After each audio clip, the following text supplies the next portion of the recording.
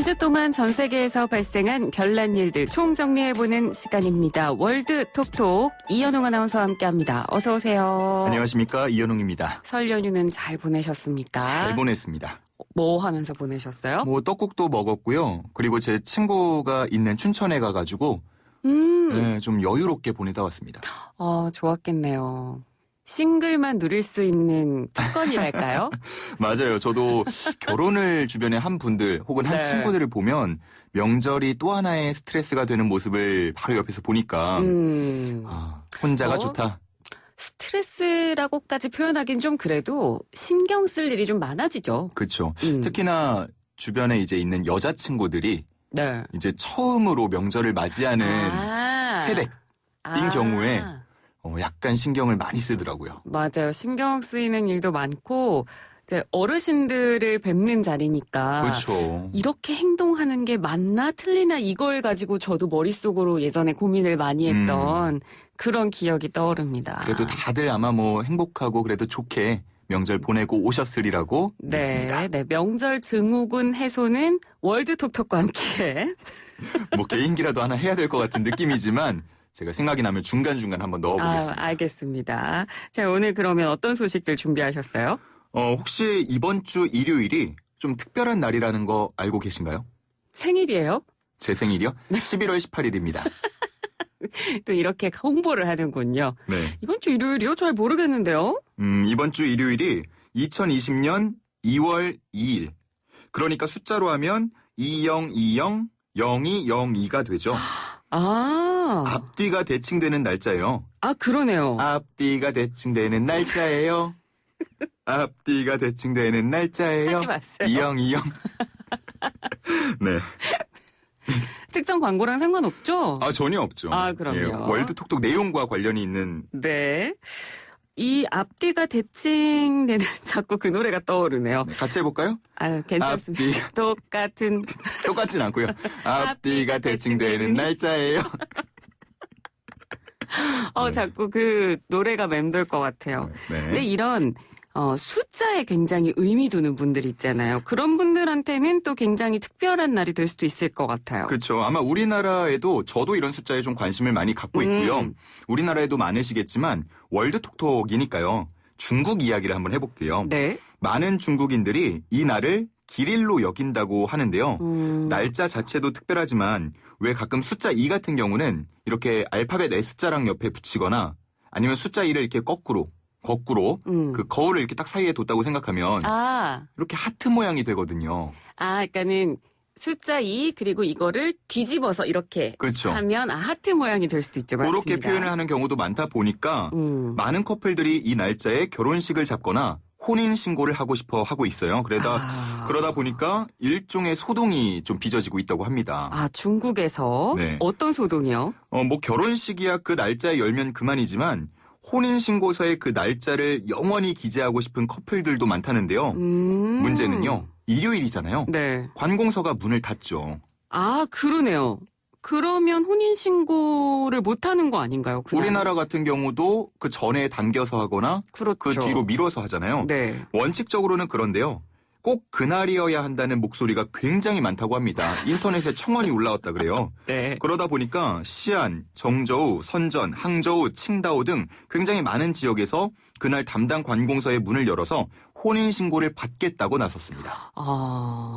근데 그 결정을 한 것 자체도 대단해 보이네요. 대단하죠. 네. 얼마나 요청이 많았으면 그러니까요. 관공서가 휴일에 일을 하겠다고 마음을 먹은 거잖아요. 그러니까요. 원론적으로 그냥 아닌데. 안 됩니다 이렇게 할 것 같은데 네. 그 아마 일하시는 분들도 이 날짜를 굉장히 특별히 여겼나 봐요. 그러니까요. 왠지 그날 또 일요일이니까 우리나라에서도 결혼식이 좀 더 많지 않을까 그런 생각이 드는데 모두 축하드립니다. 네, 어찌됐건 축하드리고 다 행복하게 결혼식 하셨으면 좋겠습니다.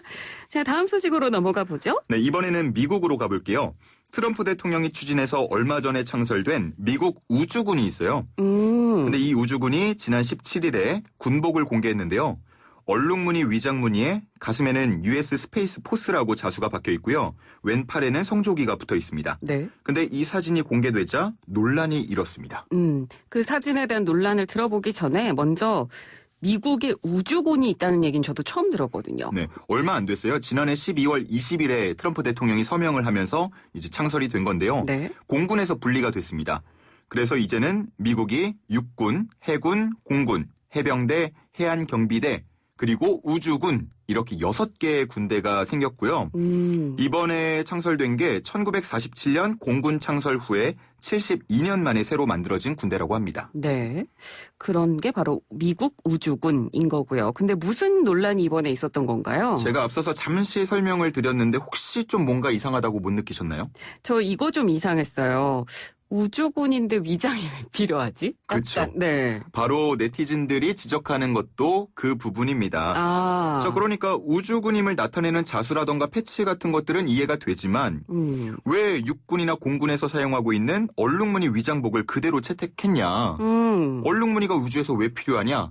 이런 논란이 제기되고 있는 거죠. 그러니까요. 그러니까 군복이라는 게 위장을 위한 기능이 있는 거고 그 얼룩무늬가 이제 뭐 풀이나 나무, 흙같이 그렇게 전쟁터에서 유사시에 좀 덜 드러나기 위해서 그렇죠. 그런 얼룩무늬를 쓰는 건데 굳이 우주선에 그게 왜 필요하냐 그런 지적인 것 같아요. 네. 지금까지 뭐 영화나 뉴스 같은 거를 보면서 우리가 접했던 우주를 한번 떠올려 보시면 될 것 같은데 막 숲이 우거져 있거나 아니면 강이나 바다가 있거나 그렇죠. 이런 모습은 보지 못했잖아요. 네네. 그냥 아무것도 없는 그냥 표면 그런 것들만 떠오를 텐데 그러다 보니까 이런 위장 무늬가 오히려 눈에 띌 수도 있다는 거죠. 네. 재미있는 건 이 논란에 SF 영화 출연진까지 가세한 건데요. 영화 스타워즈에 출연한 배우 마크 해밀은 영화 속의 한 장면을 본인의 이제 SNS에 올리면서 네. 우리 영화 주인공이 더 잘 입었다. 뭐 이런 이야기를 하기도 했고요. 네. 스타트rek에 출연한 조지 타케이는 얼룩무늬가 우주에서 왜 필요한지 불분명하다라고 말했습니다. 그러니까 이렇게 유명 인사들이 가세하면서 논란이 더 커졌을 것 같은데 그러면 미국 우주군에서의 반응이 나왔나요? 네, 새로운 군복을 디자인하고 생산하는 비용을 절약하기 위해서 이미 사용되고 있는 것을 도입한 것이다라고 해명을 했고요. 아직 병사들이 우주에 있는 게 아니다 보니까 네, 비용을 효율적으로 사용할 필요가 있었다. 이렇게 해명했습니다. 네, 뭐 해명을 듣고 보니까 어느 정도 일리가 있는 것 같긴 한데 근데 또 약간 미국이 이 우주 산업이나 항공 이런 걸 두고 러시아랑 약간 좀 자존심 싸움을 역사적으로 오랫동안 그쵸. 해왔잖아요. 그래서 이런 논란이 생겨서 약간 자존심에 상처가 나지 않았을까 싶기도 하고요. 미국에 우주군이 있다는 사실을 저도 오늘 처음 알았습니다. 봉준호 감독한테 이 디자인을 맡겼다면 네. 이런 디테일 봉은 이런 걸 놓치지 않았을 겁니다. 그러게요. 생각해보니까 그럴 수도 있겠어요. 자, 이제 마지막으로 들려주실 이야기는 어떤 내용인가요? 이번에는 비행기가 걸려있는 복권이 나올 수도 있다라는 소식입니다. 그러니까 보통 복권에는 돈이 걸려있죠? 돈이죠. 근데 돈 대신에 비행기가 걸려있다고요? 맞아요. 네. 보통 복권에 당첨되면 뭐 우리나라 기준으로 하자면 한 10억에서 50억 정도를 받잖아요. 근데 이번에 1등 상품으로 걸린 비행기는 1,500억 원 정도 하는 걸로 알려져 있습니다. 와, 진짜 어마어마한 금액인데 그렇죠. 어느 나라에서 이런 복권을 파나요? 멕시코입니다. 정확히 말해서는 아직 팔고 있는 복권은 아니고요. 검토 중인 단계인데 이런 복권을 구상한 이유는 바로 쉽사리 팔리지 않고 있는 대통령 전용기 처분을 위해서입니다. 그러니까 원래 있었던 복권도 아니고 심지어 대통령 전용기를 처분을 해야 되는데 잘 안 팔리니까 이런 대안을 내놨다 이거죠. 맞아요. 약 3만 원 정도 하는 복권을 600만 장을 발행한 후에 1등 당첨자 1명에게 전용기를 주겠다는 건데요. 복권이 다 팔린다고 가정을 하면 30억 페소, 그러니까 한 1,800억 원 정도의 수익금이 나거든요. 네. 자, 이는 앞서서 말씀드린 전용기 가격 1,500억 원을 조금 웃돌죠. 네. 자, 그러니까 한 300억 원 정도는 당첨자가 비행기를 1, 2년 정도 운영할 수 있게끔 비용으로 주겠다라고 덧붙였습니다.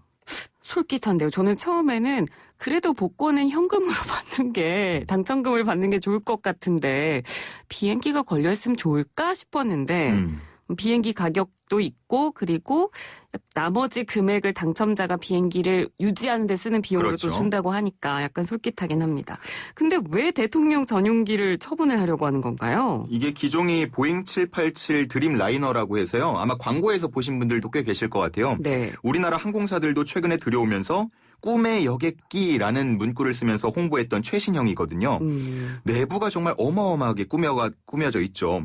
자, 그런데 지난 2018년에 취임한 로페스 오브라도르 대통령은 이 정도의 비행기는 트럼프 대통령도 안 쓴다. 멕시코의 현실과 동떨어진 초호화다라고 비판하면서 매각을 하기로 한 거죠. 뭔가 의외의 이유인데. 그러면 멕시코 항공사들이 있을 거 아니에요. 그렇죠. 항공사에서 사면 안 되나요? 그러면 좀 편할 것 같긴 한데 문제는요. 이게 전용기로 만들다 보니까 안에 뭐 개인 침실이라던가 뭐 욕실이라던가 이미 내부 구조라던가 전선 회로 등 뭐 이런 것들이 다 맞춰져 있어요. 그래서 승객이라고 만약에 해서 태운다고 해서 태울 수 있는 좌석은 한 80여석밖에 없거든요. 여객기로 활용하기는 조금 힘들겠죠. 그렇겠네요. 근데 또 생각을 해보면 이렇게 대통령 전용기로 맞춰서 제작된 비행기라면 판매한 비행기를 이 비행기를 타고 다닐 사람도 없다는 얘기가 되는 거 아닐까요? 그렇겠죠. 네. 눈치가 꽤나 보일 거 아니에요. 네. 대통령이 이거 너무 호화스러워 하면서 못한다고 했는데 그걸 내가 탈 수는 나 없잖아요. 복권 1등이야? 이러면서 탈 수는 없으니까. 네. 그런 것도 좀 있을 것 같고요. 그다음에 1, 2년 정도는 그 나머지 금액으로 유지를 할 수 있다고 쳐도 그 이후에는 어쩔 거냐 이런 비판이 지금 나오고 있습니다. 네. 로페스 오브라도르 대통령은 이 복권안 외에도요. 이전에 관심을 보였던 거부에게 조금 할인해서 파는 방법 혹은 미국 정부에 팔고 최신 의료 장비 등을 대신해서 받아와서 공공의료시설에 공급하는 방법 혹은 여러 기업들이 공동 구매해서 함께 사용하는 방법 등을 제시하면서 논의를 해서 최선의 결정을 하겠다고 밝혔습니다. 네. 당첨돼도 고민일 것 같긴 해요. 그러니까요. 팔 수도 없고 내가 타지도 못하고. 아니 심지어 저는 복권 한 장이 3만 원이라는데 좀 놀랐어요.